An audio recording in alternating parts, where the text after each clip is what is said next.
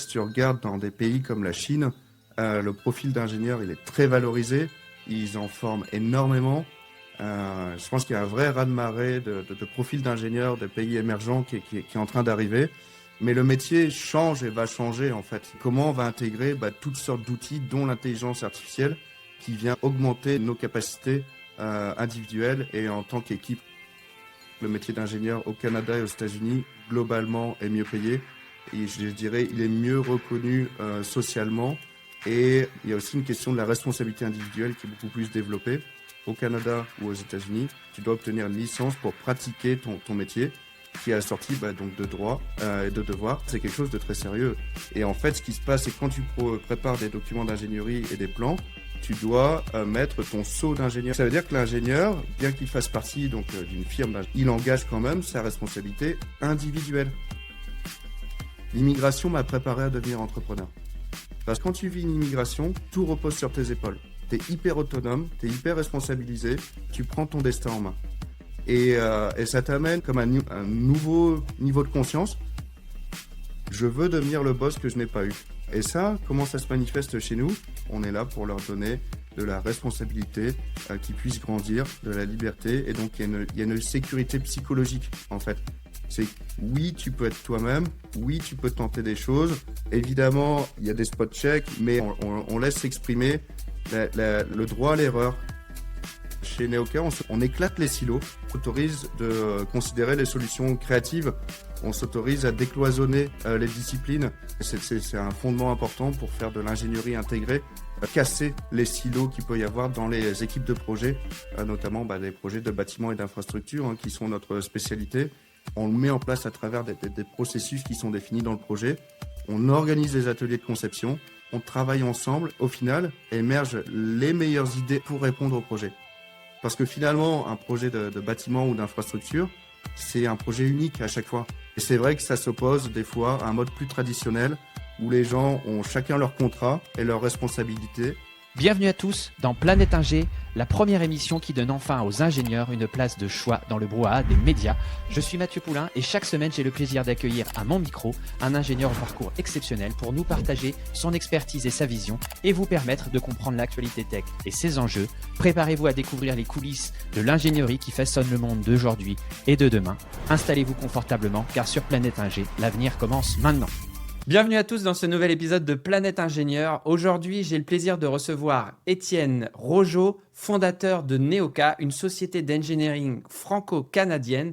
Et ça va être un épisode super sympa parce qu'on va pouvoir parler d'entrepreneuriat transatlantique, comment on développe une boîte aux États-Unis, au Canada, comment on ouvre une succursale en France, comment on réinvente ce métier de l'engineering à une époque où la transition énergétique, l'intelligence artificielle bouscule les codes et comment on développe justement un nouveau business dans un secteur déjà bien chargé. C'est ces sujets-là que je veux traiter aujourd'hui avec toi, Étienne. Merci de venir dans l'émission. Et comment vas-tu déjà pour démarrer? Très bien. Merci Mathieu. Merci de m'accueillir dans ton émission. C'est vraiment un très grand plaisir d'être avec toi ici, aujourd'hui, à Paris. Et c'est l'occasion pour moi de pouvoir expliquer un petit peu qu'est-ce qu'on fait, qui on est. Est-ce que tu peux expliquer aux auditeurs ce que ça signifie pour toi réinventer l'ingénierie en 2025?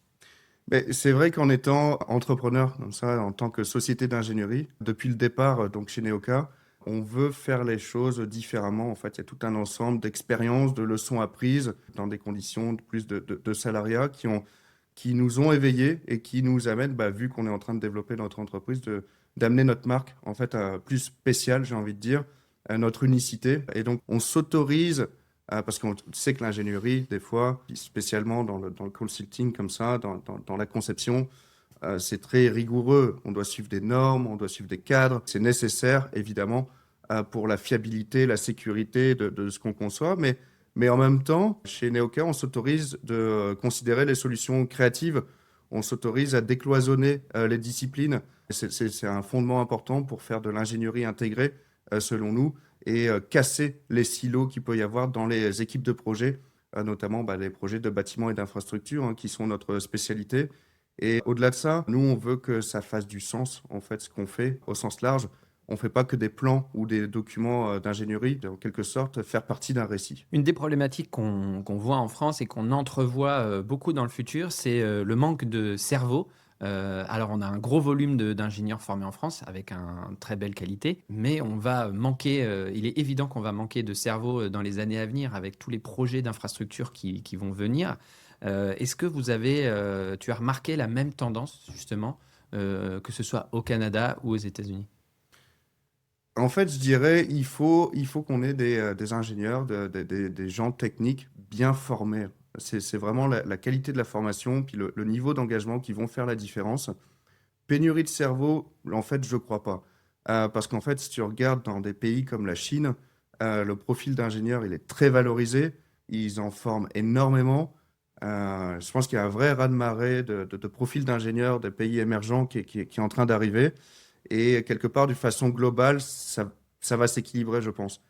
Mais le métier change et va changer, en fait. C'est qu'il y a le nombre d'ingénieurs qui est important et il y a la qualité de la formation et comment on va intégrer toutes sortes d'outils, dont l'intelligence artificielle, qui vient, en fait, augmenter nos capacités individuelles et en tant qu'équipe aussi.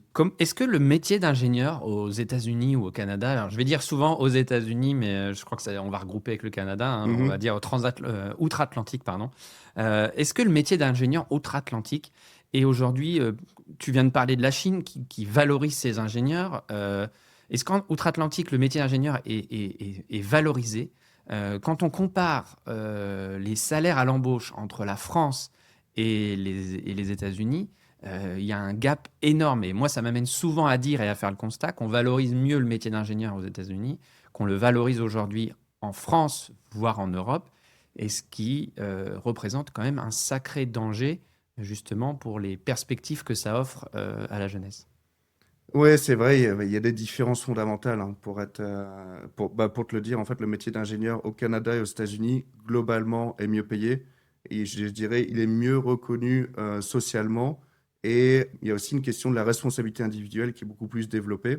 Comme tu le sais probablement, en fait, quand tu es ingénieur au Canada ou aux États-Unis, tu as, une licence. Tu dois obtenir une licence pour pratiquer ton métier qui est assorti donc de droits et de devoirs. Et en fait, c'est quelque chose de très sérieux. C'est que tu as un matricule, tu as ta licence d'ingénieur, donc c'est lié à une province canadienne ou à un État américain. Donc les ingénieurs peuvent avoir des licences dans plusieurs États, plusieurs provinces. Ça prend des examens à chaque fois que tu veux obtenir la licence dans un État supplémentaire. Et en fait, ce qui se passe, c'est que quand tu prépares des documents d'ingénierie et des plans, tu dois mettre ton sceau d'ingénieur. Donc il y a vraiment un sceau, donc c'est des sceaux électroniques maintenant, on s'entend. C'est pas ta bague. Mais on a le tampon quand Ah même. ouais, On d'accord, a ok. ce Ok. vestige un peu.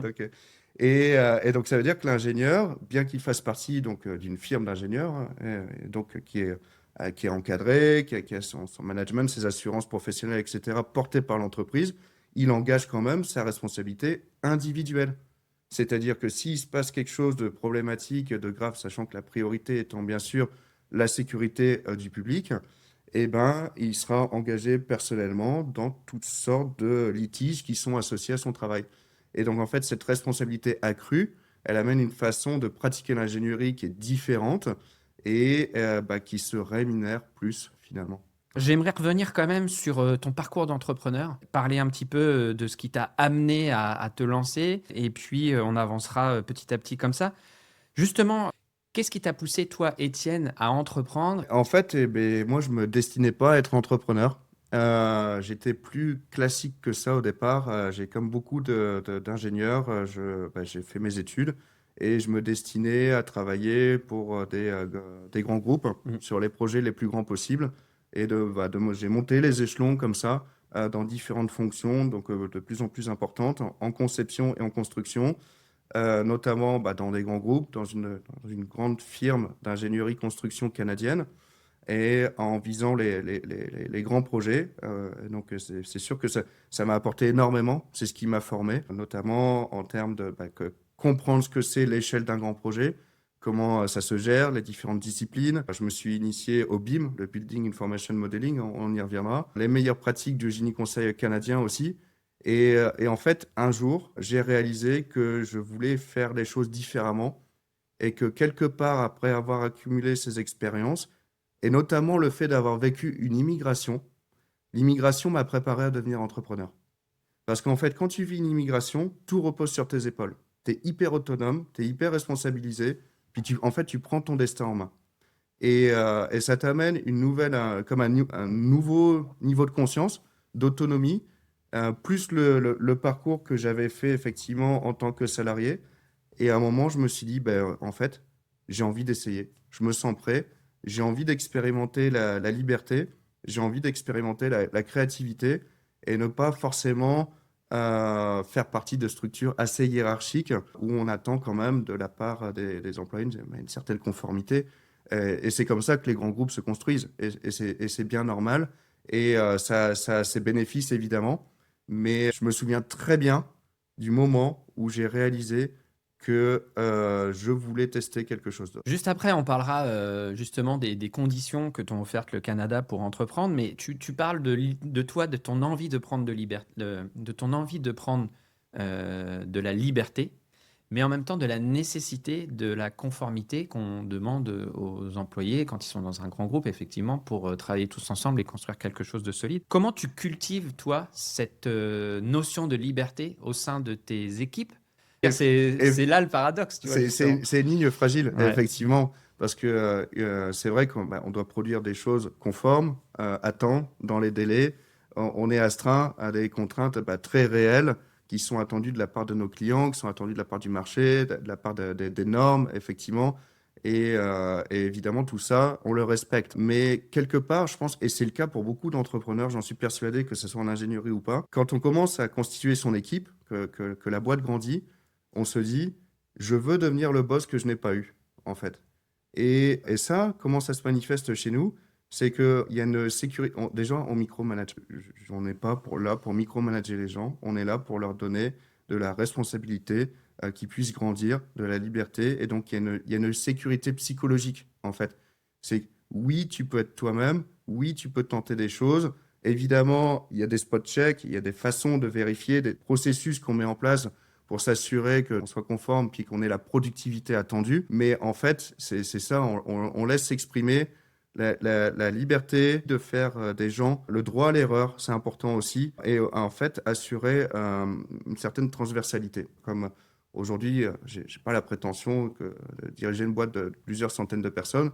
On est bientôt 25, et donc on est peut-être encore aujourd'hui capable d'avoir cette agilité, cette transversalité qui nous plaît énormément et qui nous permet de faire des choses, je pense, de façon plus créative, plus rapide, plus agile que ce qu'on peut connaître dans des plus grandes firmes plus établies. Alors, dans la bouche d'un Français, c'est génial de l'entendre, mais cette façon de responsabiliser les équipes, moi j'ai l'impression que c'est quelque chose qui est aussi purement anglo-saxon, justement, toi. Est-ce que c'est une tendance qu'on retrouve outre-Atlantique, ou c'est parce qu'il y a une nouvelle jeunesse d'entrepreneurs qui amène des choses nouvelles?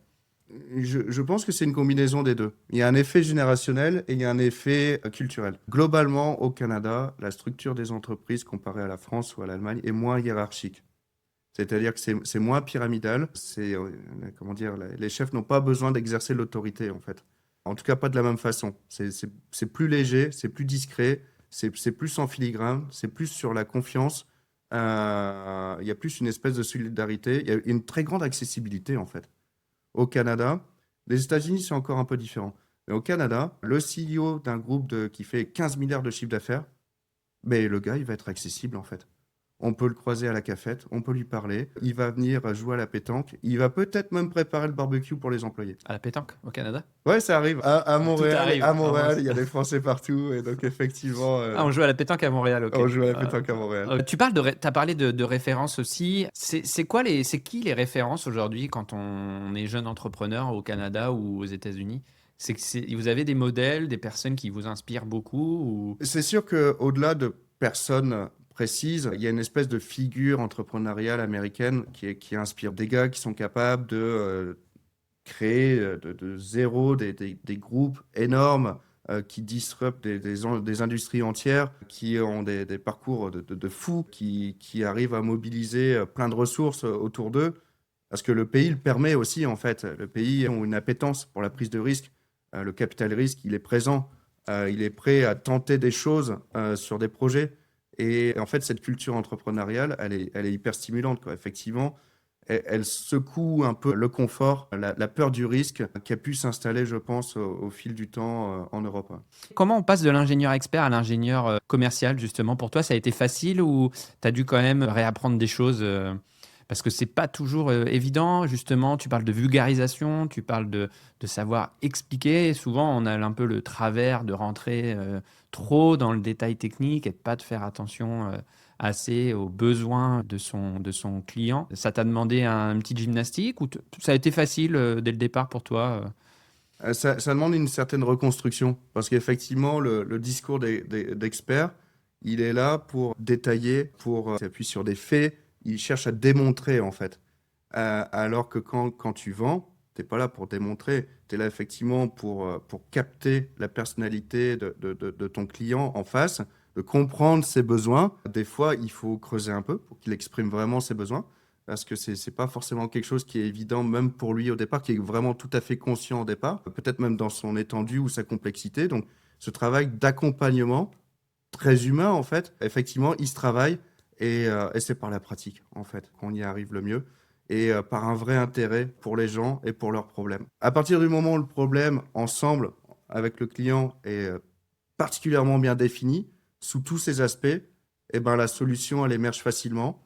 Et puis le côté commercial, en fait, finalement, le prix, il découle tout seul, en toute transparence. En fonction de l'effort qu'on a à faire, ben, voici combien ça coûte. Et ça, généralement, c'est les meilleures ventes. Tu vis aujourd'hui à Miami parce que Oui, tu veux lancer une succursale aux États-Unis. Bon, déjà, on va être un peu plus léger. Qu'est-ce qui te plaît le plus à Miami? C'est quoi qui est génial là-bas? et c'est sûr que sur un ton léger, on va pas se mentir, la qualité de vie, elle est extraordinaire. Tu sors, il soleil quasiment tous les jours. Bon, là, c'était un peu la saison des pluies. Il n'y a pas eu de hurricane, heureusement. C'est surtout, je dirais, côté humain.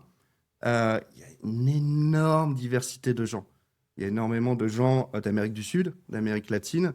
Il y a les Américains plus du Nord, et puis beaucoup d'Européens et de gens du monde entier en fait qui veulent tenter leur chance et réaliser leurs projets, réaliser leurs rêves là-bas. Et c'est une espèce de hub mondial que je compare des fois à Dubaï, mais on est aux États-Unis avec les côtés des États-Unis, hein, bien ou moins bien. Et moi, je trouve ça très, très stimulant. C'est quoi le bien? C'est quoi le moins bien?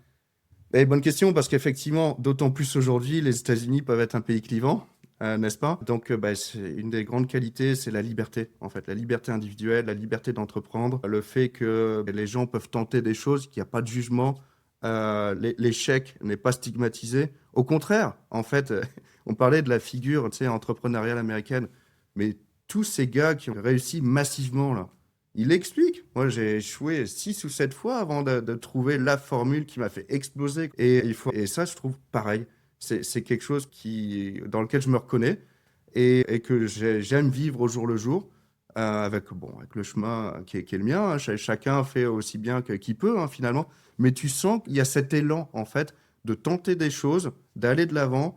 Et il vaut mieux galérer à aller en avant que de jamais oser partir. Dans ton parcours d'entrepreneur, tu parles d'échecs, savoir rebondir. Qu'est-ce que tu as connu, toi, comme échecs qui t'ont vraiment. Peut-être même à un moment, tu t'es dit, oula, c'est pas pour moi, j'arrête. En fait, c'est quand tu veux ouvrir des bureaux comme ça, quand tu veux aller dans d'autres pays, puis établir des activités, monter des équipes et tout, bah, ça te met une certaine pression. Ça, c'est sûr. Ça te met une certaine pression bah, parce que, évidemment, bah, tu veux réussir, puis tu veux que cet ancrage initial qui fonctionne bien, et puis que ça se développe, bien sûr. Et en fait, au départ, peut-être maintenant j'ai plus de recul, j'ai pu être enclin à prendre des affaires, des projets, signer des contrats qui en fait étaient pas bons pour moi.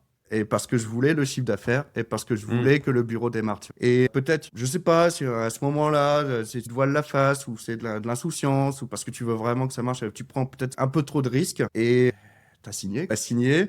Éventuellement, ce qui se passe aussi, c'est que tu as un excès de confiance. On a pu avoir à un moment donné, hein, parce qu'on va dire nous, parce qu'effectivement, on fonctionne beaucoup en réseau de façon horizontale, puis on prend des décisions de façon concertée pour être sûr que déjà qu'on ait les meilleures décisions. Moi, je pense il y a plus de bonnes idées dans plusieurs têtes que dans une seule. Et peut-être effectivement, à un moment donné, on signe un contrat avec des personnes, mais en fait, il ne faut pas assumer que ces personnes-là elles vont rester. Le contexte peut complètement changer.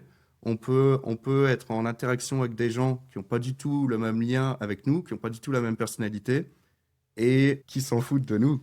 Tu t'es senti légitime parfois, même au démarrage, ou comme ça peut arriver souvent quand on essaye de lancer un business, j'imagine. Le syndrome de l'imposteur. Ouais. Des fois, tu dis, mais comment je me suis rendu là? Comment je vais faire? Comment je vais m'assurer de convaincre les gens, etc. Et en fait, au final, je dirais que la meilleure... Après, c'est chacun ses solutions, son expérience, mais le meilleur remède à ce genre de situation où tu doutes de ta capacité, où tu peux avoir le syndrome de l'imposteur, c'est tu dis, OK, relax, on va y aller de façon naturelle. Après tout, on est tous des humains entre nous. On a tous des qualités, des défauts, des super talents, des zones d'ombre, etc. Et voilà, en fait, on est tous susceptibles de vivre ça un jour. Il faut relativiser et y aller dans la confiance avec les gens qui se trouvent avec toi à ce moment-là. Et qu'est-ce qui te passe par la tête quand tu es dans un environnement propice au business? Qu'est-ce qui te passe par la tête pour te dire, OK, je veux relancer un business en France, revenir en France, ouvrir une succursale en France et revenir voilà, à tes origines, on va dire. Ouais, exact. Et donc, effectivement, après démarrer Neoka pendant plusieurs années, hein, donc 4 ans, on a eu cette idée-là, effectivement, de créer donc la filiale française. Donc ça fait plus de 3 ans maintenant. Et pourquoi? Parce qu'en fait, on s'est rendu compte qu'il y avait... déjà, j'étais très proche de la communauté française à Montréal. J'étais notamment aussi comité de direction de la Chambre de commerce française au Canada. Donc ça crée toutes sortes de connexions. Et on a vu des opportunités en fait qui se sont dessinées. Et en fait, il y a des gros avantages à aller chercher en France. On a des gens très bien formés, il y a une grosse éthique de travail et on est innovant sur certaines choses. Et on a notamment vu qu'on pouvait tirer avantage de ces points forts français et de les utiliser au Canada, et en fait réciproquement. Et c'est comme ça qu'est né ce fonctionnement transatlantique, et les deux côtés se nourrissent l'un et l'autre. Ça, quoi. Chez Neoka, comment vous avez repensé l'ingénierie et la gestion de projet justement pour essayer un peu de secouer un secteur quand même bien établi? Est-ce que tu peux nous dire un petit peu plus ce que ça signifie pour toi, l'ingénierie séquentielle et l'ingénierie intégrée? Pourquoi ce changement de point de vue est devenu indispensable aujourd'hui? En fait, il y a un mouvement de fond qui s'opère, et puis beaucoup au Canada d'ailleurs. Il y a un mouvement de fond qui s'opère sur l'intégration de l'ingénierie. Et puis, on est beaucoup sur des projets de bâtiments, hein. L'ingénierie, l'architecture, puis toutes les différentes parties prenantes d'un projet. En fait, il y a ce mouvement de fond de conception intégrée. C'est-à-dire qu'on éclate les silos, vraiment. On essaie de... Oui, effectivement, bon, chacun a son contrat, son agenda, ses objectifs, hein, ça c'est sûr, ça reste, mais dans une vraie bienveillance, dans un vrai sens de la collaboration. Et d'ailleurs, on le met en place à travers des processus qui sont définis dans le projet. On organise des ateliers de conception, on organise donc tous les gens responsables de la conception, le client, différentes parties prenantes, les autorités, et en fait, on brainstorm, on travaille ensemble, et ça peut créer de la friction, mais en fait, au final, émergent les meilleures idées optimales pour répondre au projet. Parce que finalement, un projet de bâtiment ou d'infrastructure, c'est un projet unique à chaque fois. Et il faut faire l'effort d'écouter les différentes parties prenantes, d'échanger les idées et de travailler de façon itérative à trouver l'optimum, à trouver la synthèse qui convient vraiment bien pour ce projet-là. Et nous, chez Neoka, on l'a intégré dans notre ADN depuis le départ. Et c'est vrai que ça s'oppose des fois à un mode plus traditionnel où les gens ont chacun leur contrat et leurs responsabilités et n'atteignent pas ce niveau de collaboration ensemble. Et je pense que c'est dommage. Et je pense que de toute façon, l'industrie de la construction, de l'ingénierie, en tout cas ce qu'on voit au Canada, et même aux États-Unis de plus en plus, là, parce que ça fait 1 an que j'y suis, donc j'ai moins de recul sur le marché, mais on commence à le voir émerger aussi. Quand tu dis ça, c'est-à-dire chacun a sa petite portion de contrat, des sociétés différentes, et on passe cette vision d'intégration, c'est ça? C'est ça, par exemple, tu prends un bureau d'études pour le gros œuvre, tu prends un bureau d'études pour les fluides, tu prends un bureau d'études pour l'acoustique, tu prends un architecte, puis un architecte paysager, puis en fait, après, tu te retrouves avec une constellation fragmentée de professionnels qui conçoivent ton projet. Et si tu n'organises pas les choses d'une façon intégrée, puis il y a plein de littérature sur le projet, il y a même des modèles de projets qui viennent plus du monde anglo-saxon, comme le IPD, Integrated Project Delivery, les modes collaboratifs. Aujourd'hui encore, je travaille sur un projet qui est le remplacement du toit du stade olympique de Montréal en mode collaboratif. Et j'ai des très bons amis à Montréal et un mentor aussi qui pousse ce modèle-là. Parce qu'en fait, ça fait une vraie différence. Et on intègre dans la gestion de projet, dans la façon dont on gère toutes les entreprises impliquées dans le projet, avec des indicateurs de performance, avec des workflows qui intègrent les différentes entreprises. On passe à un niveau supérieur de collaboration qui n'existait pas avant. C'est vous qui amenez ça et qui transformez les entreprises, les autres entreprises avec vos nouvelles façons de travailler, c'est ça? Nous, on le prône. Donc déjà, on l'incarne, mais après, c'est sûr qu'il faut que ça soit adopté, ouais, défini dans le projet dès le départ.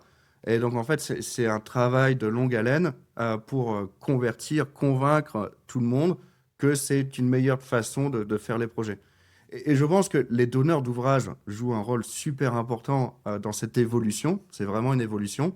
Et ils l'ont compris, que ce soit dans le public ou dans le privé, on le voit de plus en plus, ce sont des requis. Il y a même des nouvelles fonctions qui sont créées dans les projets pour incarner et mettre en place ces nouvelles pratiques, comme par exemple des fonctions de coach collaboratif. Et donc là, je trouve que ce phénomène-là, très positif, il vient résoudre un éternel problème des grands projets de construction, parce qu'on travaille sur des grands projets de construction, qui peuvent devenir conflictuels et litigieux, en fait, avec vraiment... À un moment, la mécanique se grippe.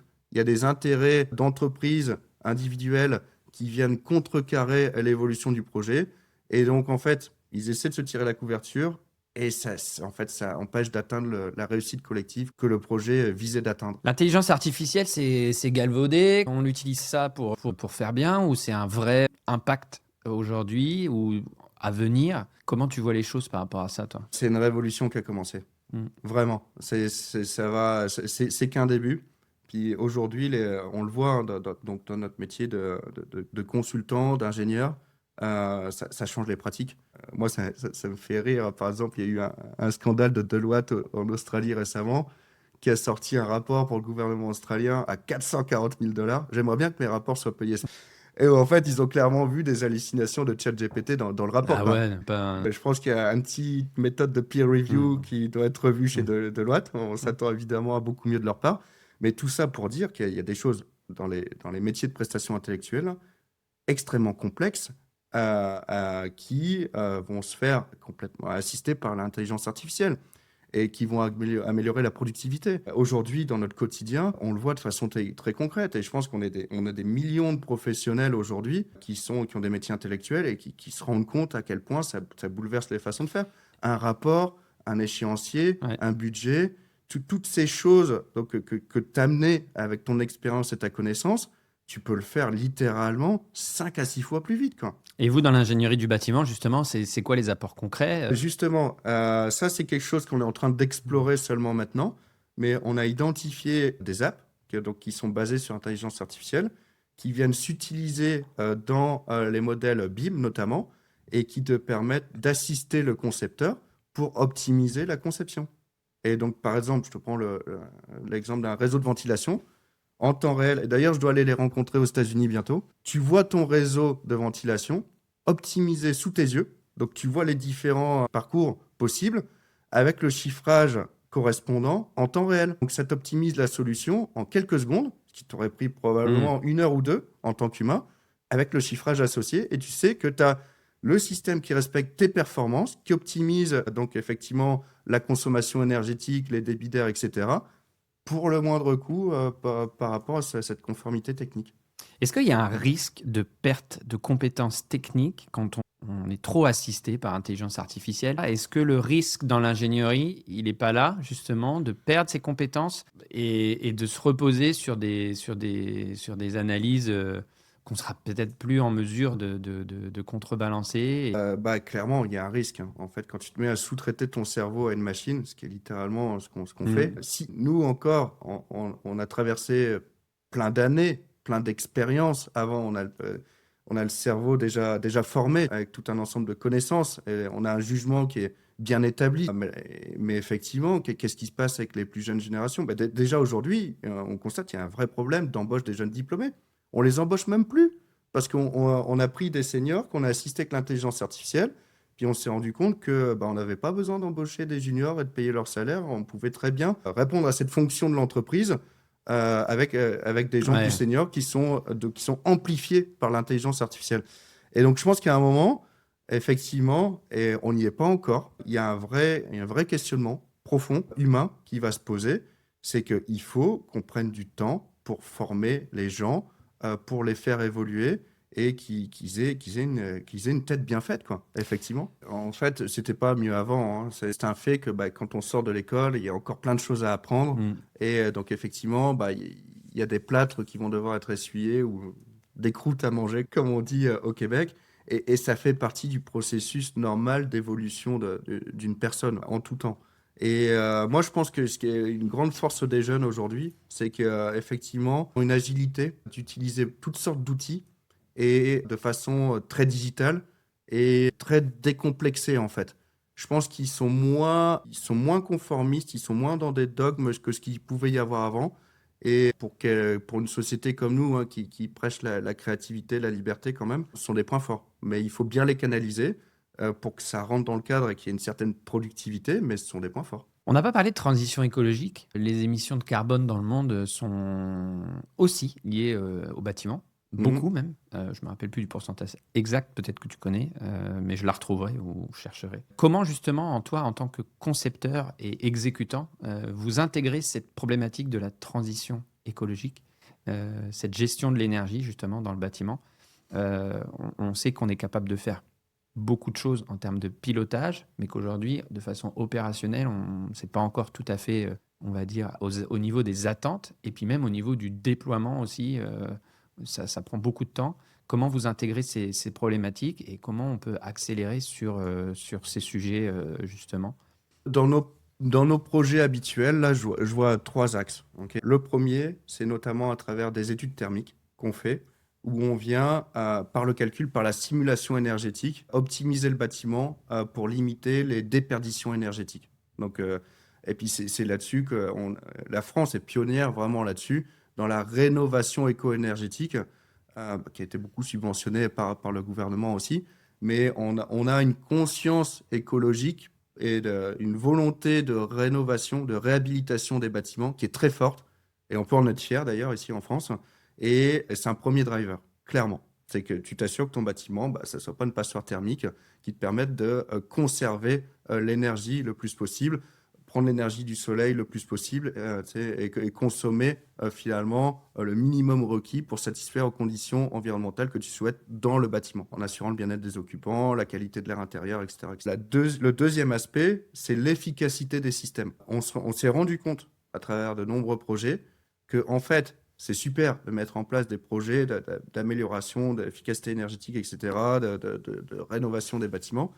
Mais les équipements en place, là, les chaudières, les refroidisseurs, les centrales de traitement d'air, en fait, il y a tout un ensemble de procédures de recommissioning, de remise en service, en fait, de réglage qui, notamment sur des machines vieillissantes, éventuellement on fait un petit peu de réparation, d'optimisation. Donc il faut, c'est cette idée un peu de réparer ce qui est existant en fait. Parce que finalement, c'est des choses qui fonctionnent déjà, puis on ne va pas brûler de l'énergie et des ressources pour fabriquer des nouvelles choses. On utilise ce qui existe, puis on l'améliore, on le règle et on l'optimise pour réduire sa consommation énergétique. Et puis enfin, le troisième axe, et ça c'est quelque chose qu'on est en train de découvrir plus maintenant, c'est l'innovation.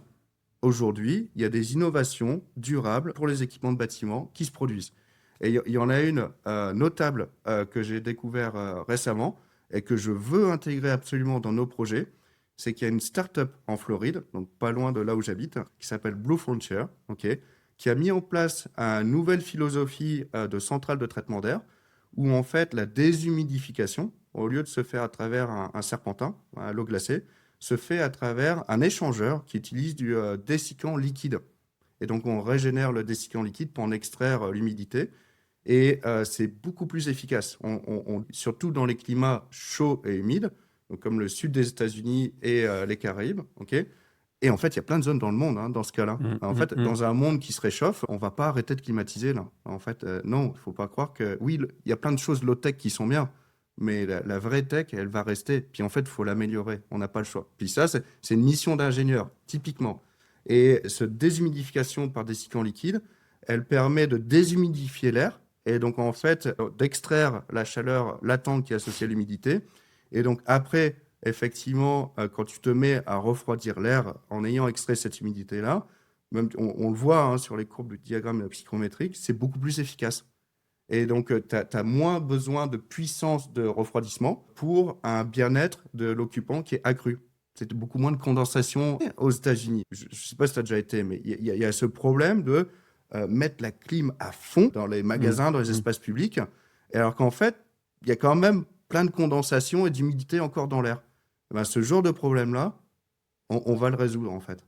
On va dépenser moins pour climatiser, on va moins climatiser comme des brutes, et en fait, le confort sera accru parce que l'air sera plus sec. Tu parles souvent d'alliances humaines, industrielles, culturelles. Tu en as parlé beaucoup dans l'épisode, justement. Est-ce que, de ton point de vue, c'est pas ce qui est un peu l'ingénierie de demain, justement, cette ingénierie, d'alliance entre toutes les parties prenantes? Et je pense qu'effectivement, aujourd'hui, les grands projets, ils se gagnent plus sur des performances techniques ou sur des plans, ils se gagnent sur des alliances, en fait. À quel point une équipe de projet, un consortium, un groupement, est capable d'intégrer dans son équipe les meilleurs talents.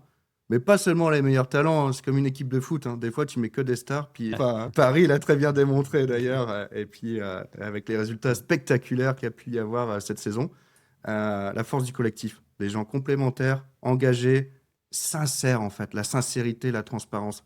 Qui est pas des jeux ou d'agenda souterrain ou quoi que ce soit. Parce que ça va miner le projet en fait.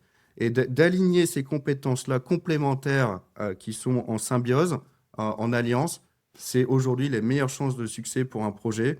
Et que ce soit par la technique ou la gestion de projet, c'est la meilleure façon de réussir aujourd'hui, j'en suis intimement convaincu. Justement, tu nous as parlé que Neoca, c'était plus un écosystème. Dans le quotidien, comment ça se matérialise, justement? En fait, c'est un peu une façon de voir les choses. Déjà, même si tu sais, on est dans plusieurs pays, on valorise extrêmement l'ancrage local. Parce qu'en fait, une entreprise, elle est rien sans son écosystème local, son ancrage local.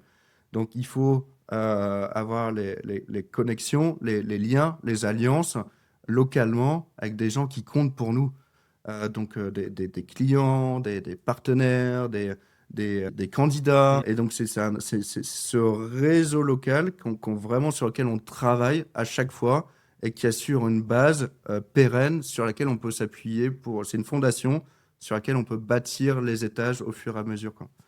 Donc, au quotidien, on fait très attention au local. Et en fait, c'est ça, aujourd'hui, on fait très attention au local, mais dans de multiples endroits. Et donc, dans le quotidien, c'est OK, qu'est-ce qui se passe? Est-ce que sur le projet, on a le bon interlocuteur? Est-ce qu'on a le bon partenaire sur ce projet-là? Est-ce qu'il ne faut pas aller rencontrer d'autres personnes pour agrandir notre possibilité de partenaires, pour aller chercher d'autres projets? C'est ce que j'ai fait récemment à Miami. J'ai rencontré un architecte français là-bas qui m'a ouvert les yeux sur le fait qu'il faut proposer, parce qu'effectivement à Miami, le marché du bâtiment, c'est beaucoup de résidentiel et de commercial. Okay. Puis quand je dis résidentiel, ça va être plutôt du résidentiel de luxe. Et en fait, il y a beaucoup d'investisseurs internationaux qui veulent investir et construire dans du bâtiment, dans du real estate à Miami. Et donc en fait, ces investisseurs-là, très riches, il faut les aider en fait. Et pour les aider, il faut être capable de leur proposer quasiment du clé en main. Et c'est là que ça devient vraiment intéressant de dire, OK, encore une fois, je crée des alliances, comment je crée des partenariats pour proposer quelque chose qui n'existait pas et qui va faire la différence, qui va nous permettre de remporter des projets. Et donc là, face à des investisseurs, des promoteurs immobiliers, on est capable aujourd'hui, à Miami, et puis c'est un exemple parmi d'autres, de proposer l'architecture, l'ingénierie, la construction et même le financement. Ben en fait, c'est pas commun sur le marché qu'il y a des équipes complètes comme ça qui arrivent à des réunions exploratoires de projets en disant mais t'inquiète pas, le projet, on peut le gérer et le financer avec toi du début à la fin. Qu'est-ce que tu as constaté, toi, justement, entre la culture de travail, entre le Canada, les États-Unis, et là, tu es revenu en France? Est-ce que tu as identifié des façons différentes et comment tu as dû t'adapter à ça, justement? Non, clairement, c'est trois cultures de travail vraiment différentes. Il faut être capable de naviguer dans ces environnements différents. Et je dirais, en France, notamment en termes d'ingénierie, on a un culte de la rigueur, de l'excellence. Et c'est très positif, en fait, parce que Et des fois, c'est vraiment nécessaire d'être absolument sûr de ce qu'on fait, d'être précis. Le cadre normatif également, est très développé en France, pour pas dire lourd en fait. Et donc, c'est bien, ça a l'avantage de maîtriser tout un ensemble de risques en fait, mais ça peut avoir d'autres conséquences, comme des fois freiner un peu l'innovation ou un peu étouffer l'initiative. Au Canada, c'est comme à mi-chemin, en fait, je dirais, entre la France et les États-Unis. Il y a peut-être plus d'expérimentation, mais en tout cas, surtout, il y a beaucoup de bienveillance. Il n'y a pas de jugement. Et donc, c'est un pays où on peut tenter des choses, mais il y a quand même un filet de sécurité et quand même un bon cadre normatif. En sachant que le cadre normatif, aux États-Unis, le cadre normatif est présent aussi. On est dans un pays qui assume des ambitions très élevées et qui a un culte de l'action, en fait. Et ça crée parfois un contraste un peu saisissant.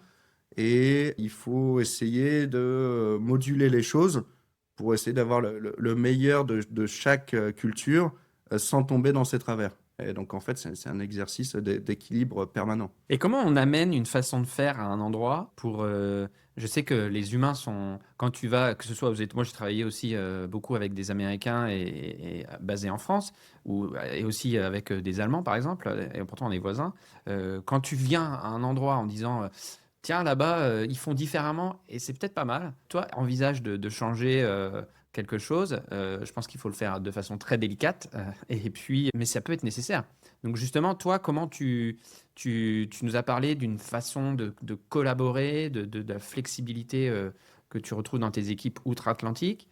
Comment tu amènes ça en France? Et à l'inverse, la rigueur ou cette volonté d'aller au bout des choses avant de sortir un projet, ce qui est bien, comme tu le disais. Comment tu le ramènes, toi, de l'autre côté de l'océan? Déjà, on n'est pas tout seul, hein. On est dans un écosystème, puis il y a des entreprises partenaires qu'on voit sur les projets, etc. On voit notamment des sociétés de construction françaises qui sont cherchées pour des compétences très précises et Ah démontrées oui, d'accord. sur des Ouais. chantiers en Amérique du Nord. Ok. Et ça, cocorico, ça veut dire Comme que, quoi, par exemple? comme par exemple Eurovia pour les tunnels, Spi Batignolles pour des fondations, tu sais, il y a vraiment un savoir-faire très pointu, Ok. très technique, que ces décideurs canadiens viennent chercher pour compléter leurs équipes. Donc on peut être vraiment content de ça. En France, quelque part, au sein de notre équipe, les gens sont vachement ouverts en fait à ce que je peux amener ce qu'on peut amener avec l'équipe canadienne et américaine d'innovant, de stimulant en fait, en se disant ok, on peut tenter un truc, on a le droit, on va essayer, on va de l'avant et puis on a une idée de ce qui va se passer, mais c'est pas forcément un plan hyper détaillé, et des fois c'est bien de faire ça surtout en entrepreneuriat, c'est que des fois il faut essayer vite, quitte à échouer, tester un truc et puis on passe au suivant. Donc, par exemple, je sais pas, une façon de faire un calcul, une façon de modéliser, j'en sais rien. On se donne 2 jours, on le tente comme ça, on pense que ça allait plus vite. Et si ça marche, c'est une façon de faire acquise pour les prochaines fois. Et donc, régulièrement, on tente des choses comme ça.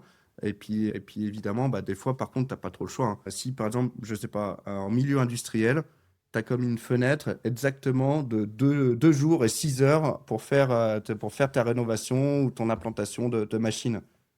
Là, tu vas pas tester des trucs nouveaux, hein.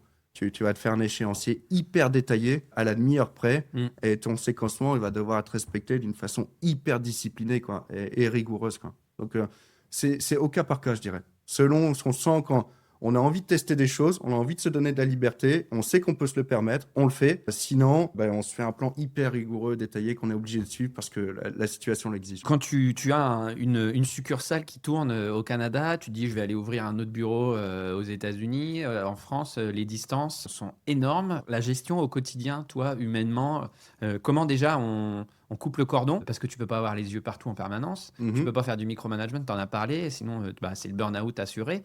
Comment tu as géré, toi, cette déconnexion et tu t'assures que tu as une homogénéité, mais que tu arrives à garder un œil sur tout ce qui se passe? Alors, il y a plusieurs aspects à ça, et je vais commencer par l'aspect personnel. En fait, ça prend une discipline, ça prend une rigueur quotidienne, mais en même temps, il faut préserver son énergie. C'est-à-dire qu'il faut prendre du temps pour soi, Il faut être capable de gérer son énergie, qu'elle soit physique ou mentale. D'ailleurs, il y a 2 aspects. Des fois, on est épuisé, mais c'est pas physique, là, c'est mental. C'est juste qu'on traite trop de choses, en fait. Il y a trop d'informations. Et donc là, à ce moment-là, il faut savoir se ressourcer de la bonne façon. C'est comme sacraliser. C'est mort. Éventuellement, un peu le dimanche soir, j'aime bien faire des exercices de visualisation de ma semaine. Je vais rencontrer telle personne. Qu'est-ce que je vais lui dire? Est-ce qu'il aura des questions, des objections? T'essaies d'anticiper. Comme ça, quand le moment réel, il arrive, t'es comme un niveau de préparation supérieur, tu vois. T'as rêvé de moi alors dimanche soir Ouais, j'ai rêvé. Et le soir aussi, à un moment, il faut déconnecter. Tu peux pas travailler 12 heures, 15 heures par jour tous les jours. Donc ça, c'est vraiment la gestion de l'énergie personnelle pour tenir au long terme, en fait. Ça sert à rien de partir en burn-out et de se brûler maintenant alors qu'il y a encore plein d'années à faire. Première chose. Ensuite, la gestion du temps dans ta journée de travail. Et bah là, je dois prendre en considération les fuseaux horaires. Donc comme je suis basé sur le Eastern Time, eh ben, en France, vous avez 6 heures d'avance sur moi. Donc ma journée, je la commence avec la France. Et donc, qu'est-ce qui s'est passé? C'est quoi les emails? C'est quoi les appels? C'est quoi les réunions? Donc il y a comme une espèce de bloc de 2, 3, 4 heures dédié à la France en début de journée. Et après, je passe au sujet nord-américain. Donc, généralement, ça dépend des priorités. Il y a des visites ou Après, c'est flexible aussi. Il peut y avoir des visites, des rencontres, des trucs qui se passent le matin localement qui requièrent une urgence. Mais c'est l'idée générale. Et donc traiter les sujets québécois et floridiens dans la deuxième partie de journée. Pour venir aux gens, c'est important comment on recrute, ok, et comment on fait confiance et comment j'identifie des associés, je leur donne les clés des bureaux que je fonde littéralement, hein, c'est le cas. Donc à Montréal, à Lille et à Paris, parce qu'on a ouvert une agence à Paris ici dédiée à l'énergie. On devient plus simplement un bureau d'études, mais on devient aussi installateur en CVC, plomberie, procédés industriels et fluides spéciaux. Donc l'idée, c'est de la synergie, d'intégrer à la fois les études et la construction pour proposer du clé en main à nos clients, notamment des clients privés, et donc d'optimiser la performance des solutions, les coûts, les échéances. Et c'est toujours dans cette idée de pousser l'intégration et la collaboration à son maximum et l'optimisation. Tu vois. Et en fait, il faut un socle, une base technique, évidemment, parce qu'on est un métier technique. C'est un premier critère. Mais au-delà de ça, les 2 autres qualités primordiales pour que ça fonctionne, ce système décentralisé. Parce qu'en fait, Neoka, ce n'est pas vraiment une entreprise qui s'exporte. Je ne le vois pas comme ça. C'est un écosystème qui s'étend, en fait. Et donc, on crée au fur et à mesure des cellules interdépendantes. Et donc, ces cellules, elles ont un leader local. Et ce leader local qui est mon associé, on s'associe, tu vois, avec tout un ensemble de règles, de pactes d'associés, etc. Donc déjà, c'est cadré d'un point de vue légal. Et on s'entend sur une façon de fonctionner. Mais au-delà de ça, il y a des qualités humaines qui sont l'engagement. Il faut que les gens soient engagés, autonomes, tu vois, qu'ils soient self-starter, qu'ils n'attendent pas les instructions. En tout cas, on discute de façon générale de la direction, et quand il y a des difficultés, on plonge dans le détail quand c'est nécessaire, tu vois. Cette gymnastique possible, tu vois, mais que le day-to-day, les opérations quotidiennes, se passent sans moi, sinon c'est pas possible, tu vois. Donc l'engagement, et puis évidemment la confiance. La confiance. On doit pouvoir faire confiance.